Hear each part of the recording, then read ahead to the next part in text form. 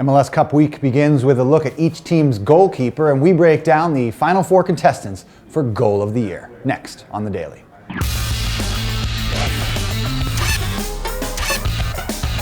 Hey everybody, happy Monday and welcome to another edition of The Daily here with Andrew Reeby. I'm Nick Furshaw. MLS Cup week is upon us, counting down the days to the 2012 MLS Cup, the LA Galaxy and the Houston Dynamo, 4:30 p.m. Eastern out at the Home Depot Center on Saturday. We're going to be taking a look at each position, breaking them down as we get closer to MLS Cup. We'll start today with the goalkeepers, Andrew. Tally Hall from the Houston Dynamo and Josh Saunders from the LA Galaxy. We saw these two goalkeepers go at it last year. Who has the edge this time around and why? I think I'm going to give the edge to Tally Hall in Houston. I just think he's a little bit more consistent on a day-to-day basis. I think when you're in this situation, one gaffe can potentially spell the end of your MLS Cup hopes, of course. Now, Saunders, I don't want to say that he is prone to gaffes. I don't think that that is the case, but you look back at that San Jose series, that Bernardes free kick under the wall that he really should have saved. That one really sticks in the mind.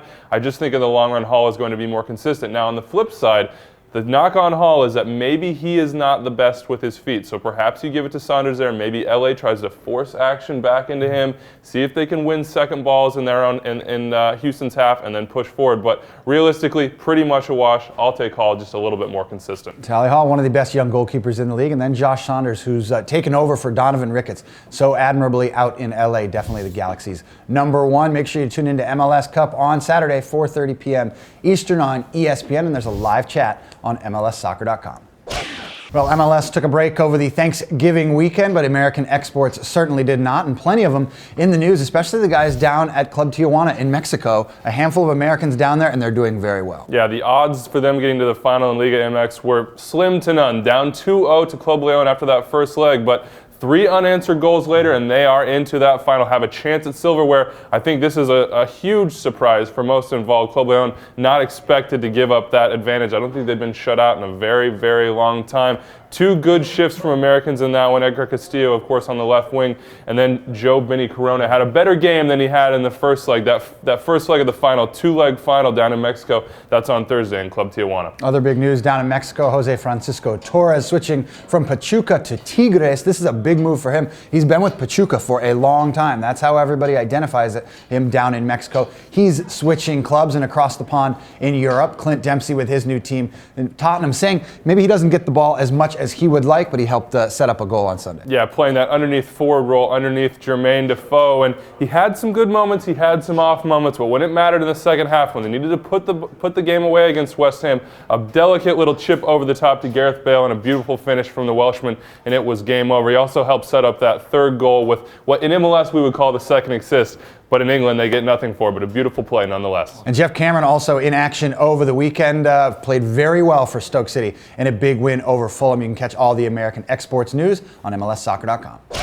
Last but certainly not least, Monday is the final day to vote for the 2012 Goal of the Year and the Save of the Year. We're down to the final 4 in both categories. Let's talk about the Goal of the Year. The Pacific Northwest, very well represented again. Their fans, they get out and vote. 2 nominees from the Seattle Sounders, 1 from the Portland Timbers, and Lee Nguyen out there on an island a little bit with the New England Revolution. What's your pick? Well, I think if I had to go with one, it's going to be Seattle's Patrick Ianni. That side volley against Sporting Kansas City. Not only do you have the surprise factor, I don't think anybody's predicting Ianni to do that, but it's just a beautiful goal. You have to wonder, though, whether that goal and Fredy Montero's laser beam split the vote a little bit, allow Lee Nguyen some leeway to get in there and maybe steal that one. I think, Darlington Nagbe will not get it for 2 years in a row, but definitely an honor for him to get there once again. So there's the final 4 nominees. You can vote all the way up to 11:59 p.m. Pacific time. So you still have all day. On the other side, with the Save of the Year, some old guys getting it done.